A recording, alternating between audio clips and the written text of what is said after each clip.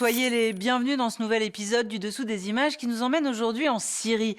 Et plus précisément à Damas, dans l'enceinte du palais présidentiel, pour y regarder de très près le nouvel homme fort du pays, Ahmed al-Shara, également connu sous son nom de djihadiste, Abu Mohamed al-Joulani. Vous le découvrez ici, à l'antenne de la BBC, pour son tout premier entretien avec un grand média occidental, depuis le coup d'État qui lui a permis de mettre fin aux 54 années de dictature de la dynastie Assad. Alors, comment cet homme utilise-t-il son apparence pour installer la confiance? Et comment est-il passé de l'image d'un chef terroriste redouté à celle d'un chef d'État fréquentable?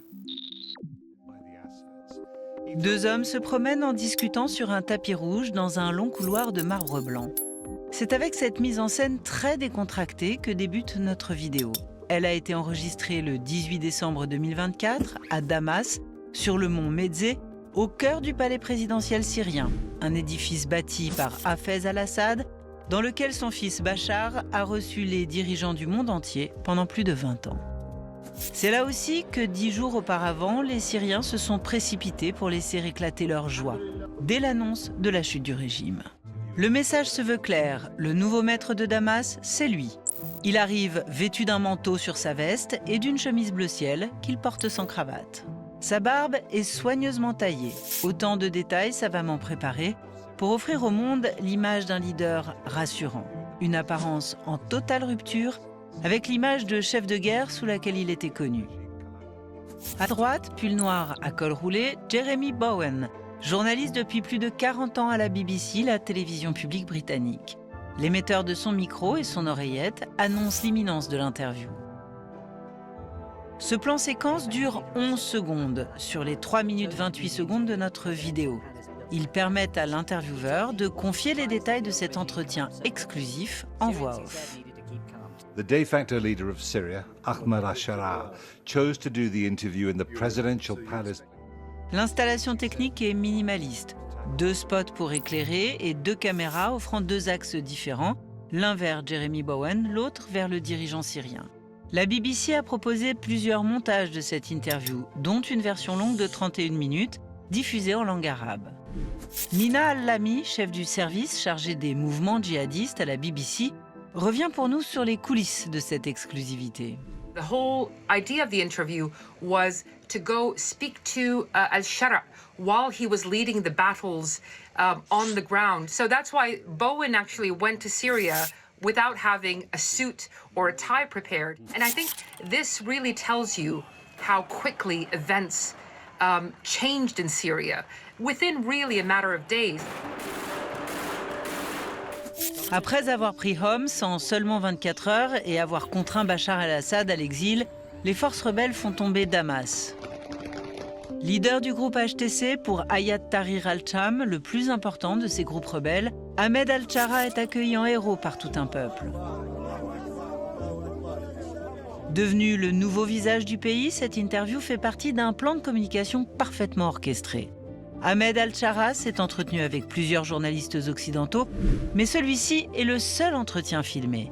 Car il a un objectif, rassurer les chancelleries occidentales et montrer que son régime sera moins violent que sa prise de pouvoir. The Syrian population has lived together for thousands of years. We're going to discuss all of it. Shara and his group, Hayat Tahrir al-Sham or HTS, it is on the terror list in many countries. And so al-Shara is very keen to have his group and himself removed from that terror list because being delisted means that sanctions can be removed from Syria. Car sous son nom de guerrier, celui qui se faisait appeler Abu Mohamed al-Joulani fut avant tout un djihadiste, le très secret fondateur du front Al-Nosra, une branche d'Al-Qaïda créée en 2012. On le découvre publiquement pour la première fois, de dos, un an plus tard, la tête recouverte d'un turban, dans une interview avec la chaîne Al Jazeera. You could barely see al-Joulani. You could see a bit of him. And I think this really represented how al-Joulani was at the time.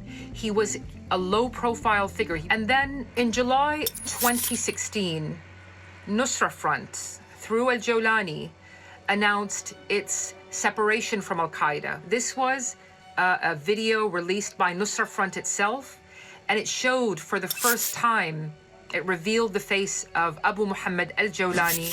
People compared him to Osama bin Laden. Dès lors, il est activement recherché par les États-Unis qui sont prêts à offrir 10 millions de dollars pour toute information le concernant. En Syrie, sa stratégie est payante. Il assoit son autorité à Idlib, dans le nord-ouest du pays, et y installe même un gouvernement dès 2017. Il se montre proche de ses hommes, capable d'apparaître aussi bien en tenue de ville, pour visiter une foire du livre, qu'en habit traditionnel lors de ses rencontres avec les leaders tribaux. 7 ans à peaufiner son image pour se présenter comme un interlocuteur fiable au moment de renverser le régime de Bachar al-Assad.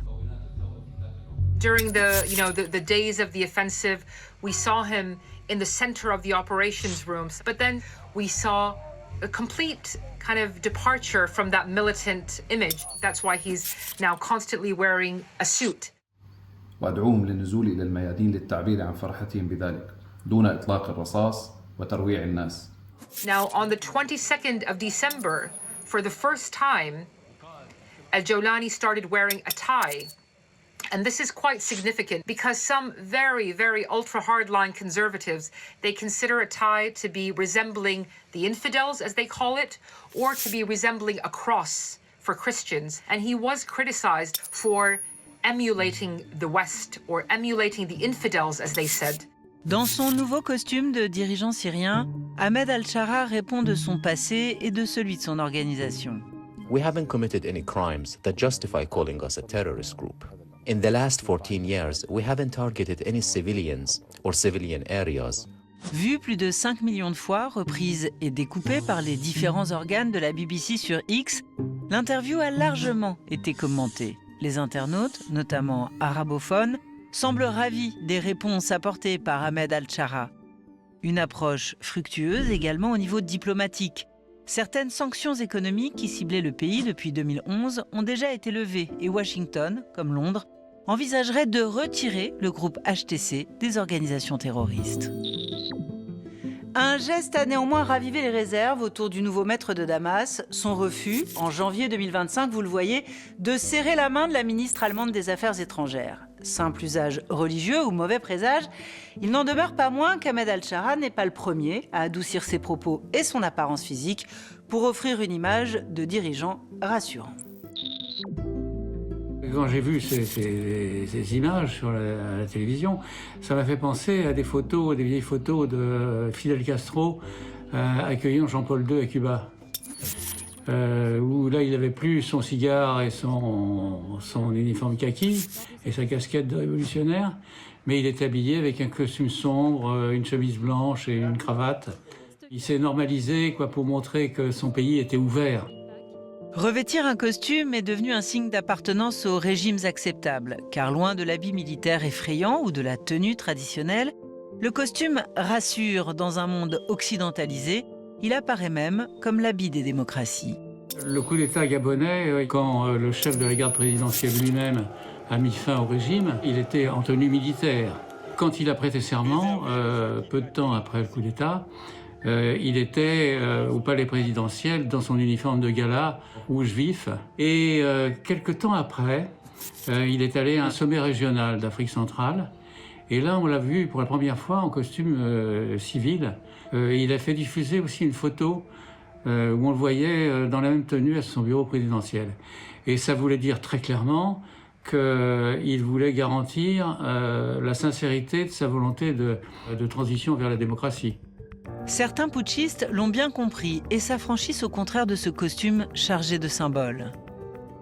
Sankara, c'était un des premiers à dénoncer la prédominance de la France dans les pays africains après les indépendances. Il est venu au sommet franco-africain de Vittel, mais il s'y est rendu avec une tenue militaire et le pistolet à la ceinture. Sankara a voulu décoloniser l'influence de la France dans son pays. Quand il s'habillait en tenue civile, il mettait des chemises artisanales en coton tissé à la maison par ses compatriotes. C'est des messages à la population, donc c'est quelque chose d'assez différent des questions de costumes sombres internationaux, etc. Ça permet d'assurer sa popularité.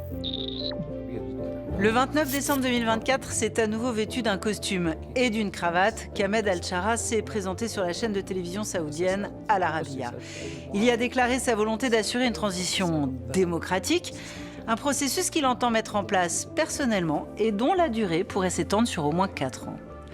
C'était une enquête de Mathis Lescane pour le Dessous des images. Salut à tous.